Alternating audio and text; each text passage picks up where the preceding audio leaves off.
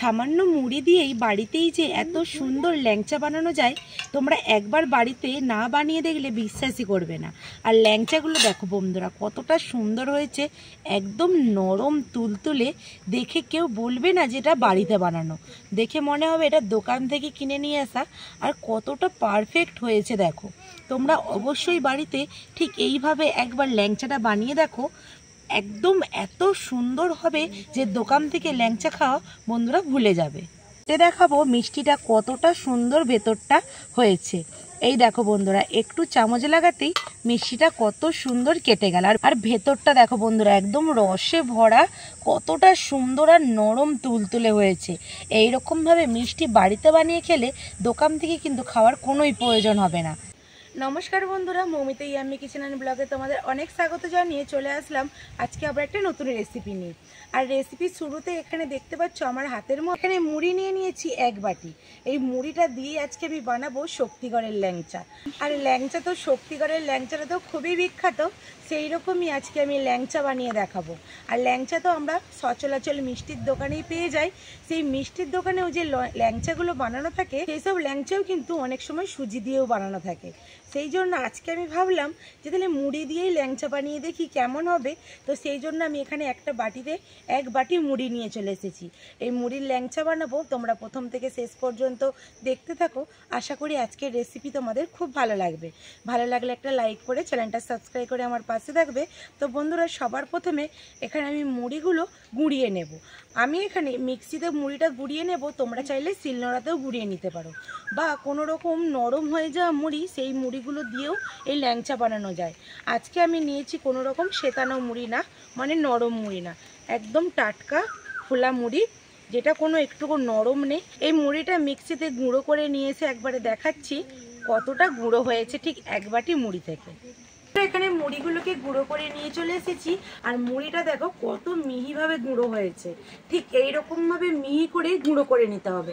তোমরা যদি শিলনোড়াতে গুঁড়ো করে থাকো তাহলে অবশ্যই করে একটু চেলে নেবে। চেলে নিলে কি হয়, পুরো একদম মিহি গুঁড়োটা চলে আসবে। আর কোনো যদি এর মধ্যে বড় দানা থেকে থাকে সেগুলো কিন্তু আলাদা হয়ে যাবে। আর এখানে আমি উনুনটাও ধরিয়ে নিয়েছি। উনুনের মধ্যে একটা কড়া বসিয়ে সবার প্রথমে আমি চিনির শিরাটা বানিয়ে নেব। চিনির শিরা বানানোর জন্য এখানে আমি এরকম বড় বাটির মাপ করে চিনি নিয়ে নিয়েছি। চিনিটা কড়ার মধ্যে দিয়ে দেব। যতটা চিনি নিয়েছি এখানে ততটাই দিয়ে দেব জল। আজকে চিনির শিরাটা খুব বেশি ঘন হবে না, একটু পাতলা চিনির শিরা করে নেব, সেই জন্য জলের পরিমাপটাও একটু বেশিই দিলাম। বন্ধুরা, এখানে চিনির শিরাটা ফুটে গেছে, বেশি আঠালো করবো না, ঠিক এইরকমই পাতলা চিনির শিরাটা হবে। এই এখন চিনির শিরাটা আমি নামিয়ে নেব। চিনির শিরাটা এখন একটা পাত্রের মধ্যে ঢেলে রাখবো। বন্ধুরা, কড়াটা থেকে চিনির শিরাটা নামিয়ে নেওয়ার পরে কড়াটা ভালো করে পরিষ্কার করে ধুয়ে নিয়েছি। এইবার দেবো এখানে এক গ্লাস, এখানে দেবো লিকুইড দুধ। লিকুইড দুধ দিয়ে বানাচ্ছি, তোমরা চাইলে এখানে গুঁড়ো দুধ দিয়েও বানিয়ে নিতে পারো। কড়ার মধ্যে লিকুইড দুধটা দিয়ে দেবো।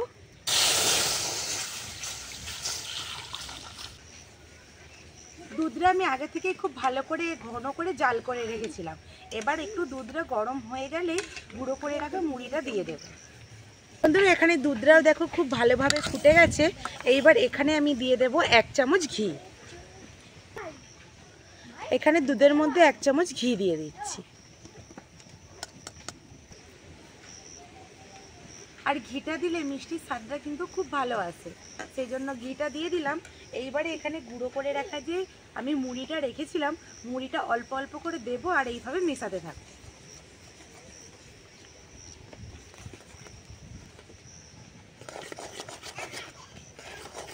মুড়িটা দেবো আর এইভাবে ঠিক মেশাতে থাকবো। দেখো মেশাতে মেশাতে পুরো দুধটা টেনে নিয়েছে মুড়ির মধ্যে। ঠিক এইভাবে এখন একটু নাড়াচাড়া করে নেব। আর এইখানে আমি দিয়ে দেব এক প্যাকেট আমুলের একটা গুঁড়ো দুধ। গুঁড়ো দুধটা দিলে মিষ্টির স্বাদটা খুব ভালো আসবে। অবশ্যই কিন্তু তোমরা এখানে গুঁড়ো দুধ দেওয়ার চেষ্টা করবে। এখন গুঁড়ো দুধটা দিয়ে দিয়েছি, খুব ভালো করে এই ডোয়ের মধ্যে আমি গুঁড়ো দুধটা মিশিয়ে নেব। এখন এই ডোটাকে আমি একটা নামিয়ে থালার মধ্যে ঠান্ডা করে নেব।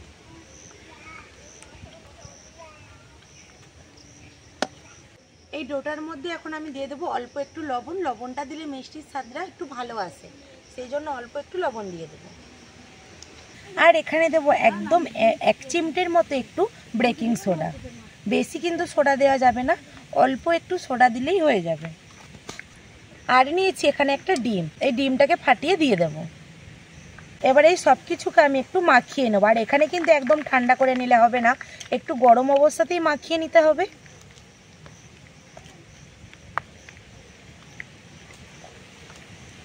খুব ভালো করে মাখিয়ে নিয়েছি, ঠিক এইরকমভাবে ডোটা বানিয়ে নিতে হবে। আর ডোটা দেখো কতটা স্মুথ আর মসৃণ হয়েছে। এইবারে এখানে আমি ল্যাংচার শেপগুলো দিয়ে নেব। বন্ধুরা এবার এখানে ঘিয়ের বাটিটা আমি আবারও নিয়ে নিয়েছি, নিয়ে 2 হাতের তালুর মধ্যে আমি আর একটু ঘিটা মাখিয়ে নেব, তাহলে মিষ্টির শেপগুলো দিতে খুব ভালো হবে। এখান থেকে অল্প অল্প করে একটু ডো কেটে নেব, নিয়ে এইভাবে প্রথমে একটু মুঠো করে নেব। আর আজকে আমি সেই শক্তিগড়ের ল্যাংচা যেরকম হয় ঠিক সেই রকমই একটু বানাতে চেষ্টা করব। ডো কেটে নিয়ে এরকমভাবে গোল করে হাতের মধ্যে একটু লম্বা করে নেব। এইভাবে নিচের দিকটাতে একটু সরু করে নেব, ঠিক মাঝখানটাতে থাকবে একটু মোটা।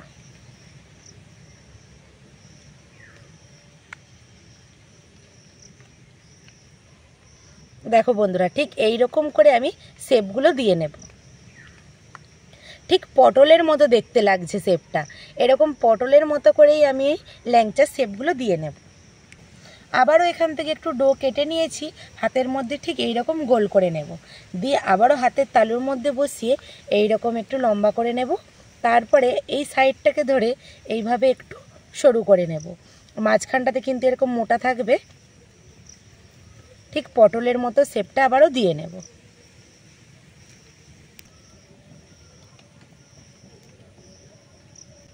দেখো বন্ধুরা আবারও একটা আমার ল্যাংচার শেপ দেওয়া হয়ে গেছে। ঠিক এইভাবেই আমি প্রত্যেকটা ল্যাংচার শেপ দিয়ে নেব। আবারও এখানে হাতের মধ্যে আমি একটু ডো নিয়ে নিয়েছি। এখানে ল্যাংচাগুলো নিয়ে শেপগুলো আমার সব দেওয়া হয়ে গেছে। দেখো কতগুলো ল্যাংচা হয়েছে। কড়াটা পরিষ্কার করে আমি আবারও ধুয়ে বসিয়ে দিয়েছি উনুনে। এখন কড়ার মধ্যে দিয়ে দেব সাদা তেল।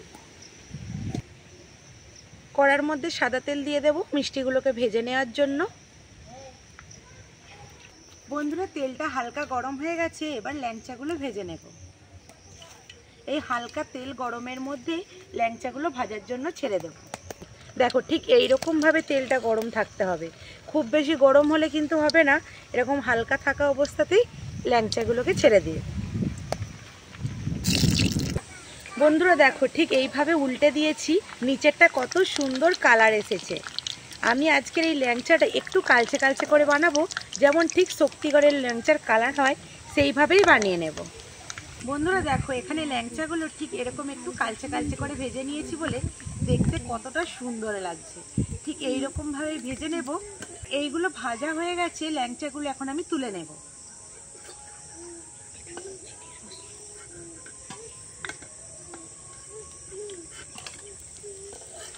দেখ কালারটা দেখো বন্ধুরা কতটা সুন্দর হয়েছে।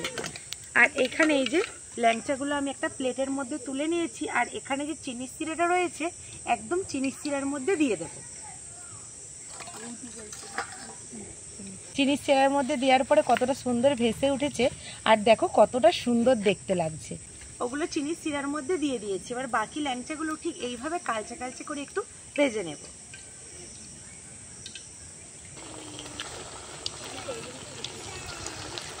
আর এই সব ল্যাংচাগুলোকে ভেজে আমি চিনির সিরার মধ্যে দিয়ে আধা ঘন্টা রেখে দিয়েছিলাম।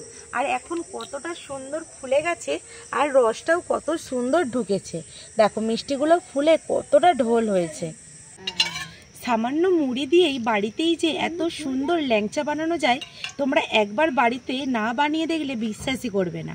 আর ল্যাংচাগুলো দেখো বন্ধুরা কতটা সুন্দর হয়েছে, একদম নরম তুলতুলে, দেখে কেউ বলবে না যেটা বাড়িতে বানানো, দেখে মনে হবে এটা দোকান থেকে কিনে নিয়ে আসা। আর কতটা পারফেক্ট হয়েছে দেখো।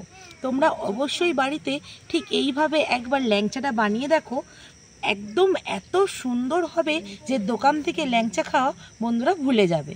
প্লেটের মধ্যে আমি একটা মিষ্টি তুলে নিয়েছি, আর এখন কেটে দেখাবো মিষ্টিটা কতটা সুন্দর ভেতরটা হয়েছে। এই দেখো বন্ধুরা, একটু চামচ লাগাতেই মিষ্টিটা কত সুন্দর কেটে গেল। আর ভেতরটা দেখো বন্ধুরা, একদম রসে ভরা, কতটা সুন্দর আর নরম তুলতুলে হয়েছে। এইরকমভাবে মিষ্টি বাড়িতে বানিয়ে খেলে দোকান থেকে কিন্তু খাওয়ার কোনোই প্রয়োজন হবে না। বন্ধুরা, তোমরা তো দেখতেই পেলে কত সহজভাবেই সামান্য বাড়িতে থাকা মুড়ি দিয়ে কত সুন্দরভাবে ল্যাংচা বানানো যায়। আর এই ল্যাংচা তোমরা সবসময় দোকান থেকে খেয়ে থাকি, কিন্তু বাড়িতে এইভাবে একটা নতুন ধরনের ল্যাংচা বানিয়ে খেলে বাড়ির লোককে খাওয়াতেও ভালো লাগবে আর নিজেরও বানাতে খুব ভালো লাগবে। তো বন্ধুরা, আজকের রেসিপিটা আমি এখানেই শেষ করছি। ভালো লাগলে একটা লাইক করে দিয়ে চ্যানেলটা সাবস্ক্রাইব করে আমার পাশে থাকবে। আর যেই সব বন্ধুরা এখনও নতুন দেখছো, চ্যানেলটা সাবস্ক্রাইব করোনি, তারা ইউটিউব থেকে দেখে থাকলে চ্যানেলটা সাবস্ক্রাইব করে, আর ফেসবুক থেকে দেখে থাকলে পেজটিকে ফলো করে আমার সাথে থাকবে। তো বন্ধুরা, এখানেই শেষ করছি। দেখা হবে নতুন একটা কোনো রেসিপিতে। ততক্ষণে ভালো থাকবে, সুস্থ থাকবে আর আমার সমস্ত রেসিপিগুলো দেখতে থাকবে।